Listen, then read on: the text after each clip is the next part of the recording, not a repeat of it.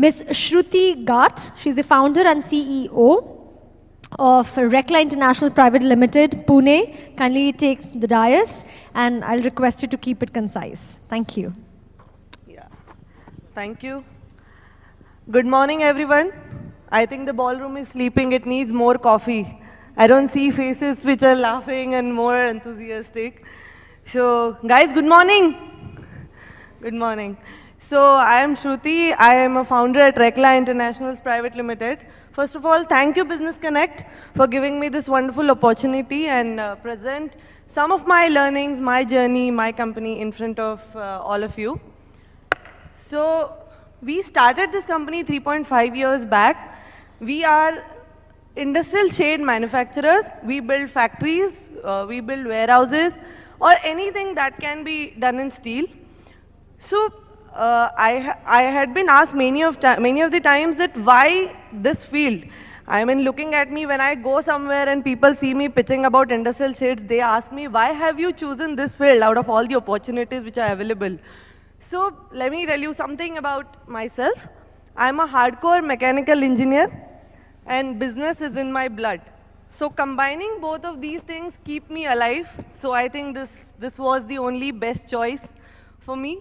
So while looking at the journey which we could have in last 3 years, I think we'd done wonderful projects. We'd worked with Tata, we'd worked with Whirlpool, we'd worked with Foxconn also recently. So these all clientele give us actually a cutting edge, and that is where we're blessed to have them around.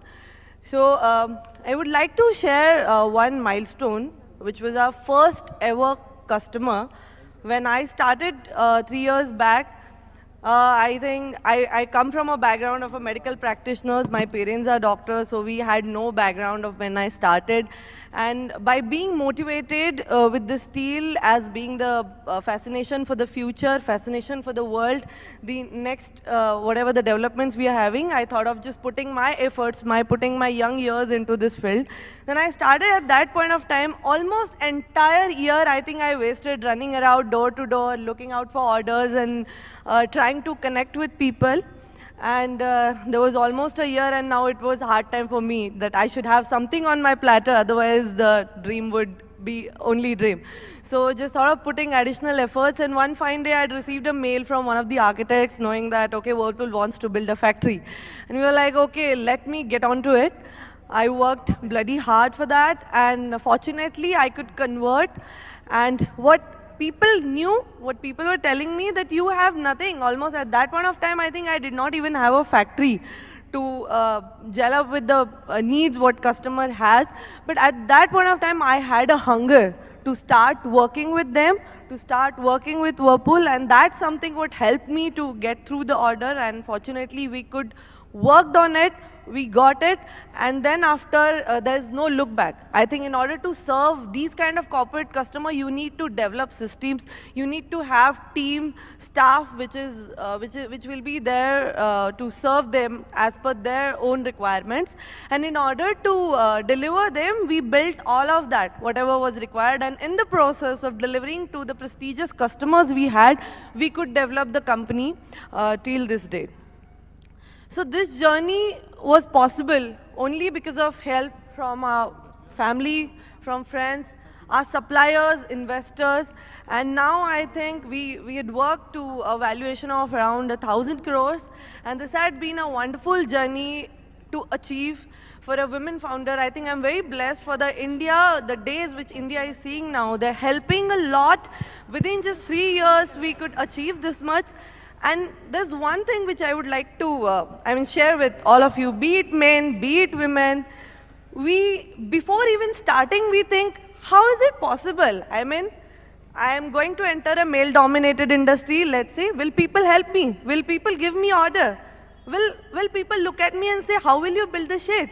Yes, these questions are still there. But if we break all of these things, then there's no looking back. Guys, please believe me. There is something which you can do, which you never have thought of. One can achieve whatever they have thought of. And women, please, if you have something in your head that you want to do and something is stopping you from going there, then go out. There's nothing. Everything is in the head. And we should definitely go out and try. That was just a small learning I wanted to share. That is why I shared. So one thing. And talking about the support, yeah, it all starts with the family, first of all. And the man, because of whom I dared to dream, first of all, is my father, who's sitting right here. I'm very blessed to have been witnessed by him, Dr. Sukumar Gat. I have been born in a family of medical practitioners. My parents both are doctors, just I mentioned. And the women because of whom I could survive through the journey, I could survive through the challenges is my mother, who's sitting here. So, and also I'm being witnessed by my grandfather, so he's also there. So I'm very happy to have witnessed by my family over here and taking this opportunity to share my journey with all of you.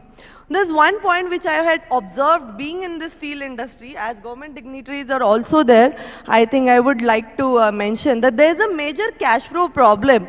One might have seen there's a customer-vendor relationship in the market that everyone is thinking about who should put money first.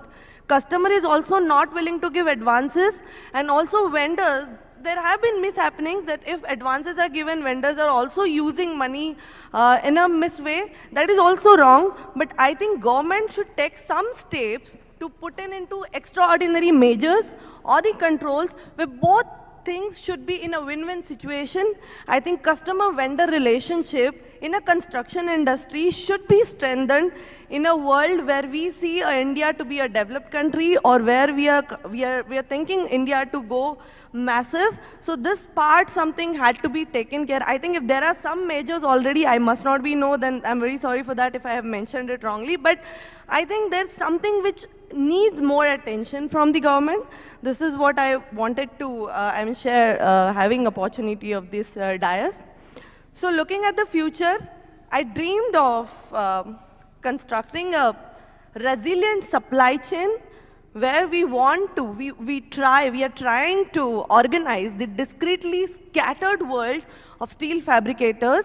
Actually, steel fabrication is still perceived as a low-key business, and we don't really want to see it in the future. Looking at the business which is coming up in India, I think we should have fabrication business of leveled up to multifolds. So these all things are lying ahead in the future. So I think looking at all of these points and my learnings, there's also one point I would like to mention, that when we think of why should we work hard, I mean every business has a why, and that is very, very important. So I'm ending my keynote with one particular thought to leave away with everyone, that we are experiencing the best world today. Today we have everything in our fingertips, the technology, whatever we wish, we get it within no time, and I think we are experiencing the best possible era of this world. I don't call it Kali Yuga, I call it the best possible Yuga, and I think we are experiencing that. And now it's our turn to give back to the society, and that should be the biggest motive for everyone, as everyone who is sitting here is an achiever. I truly admire all of your works, and thank you so much for listening to me patiently. Thank you everyone. Thank you, Ms. Shruti, for your motivational words.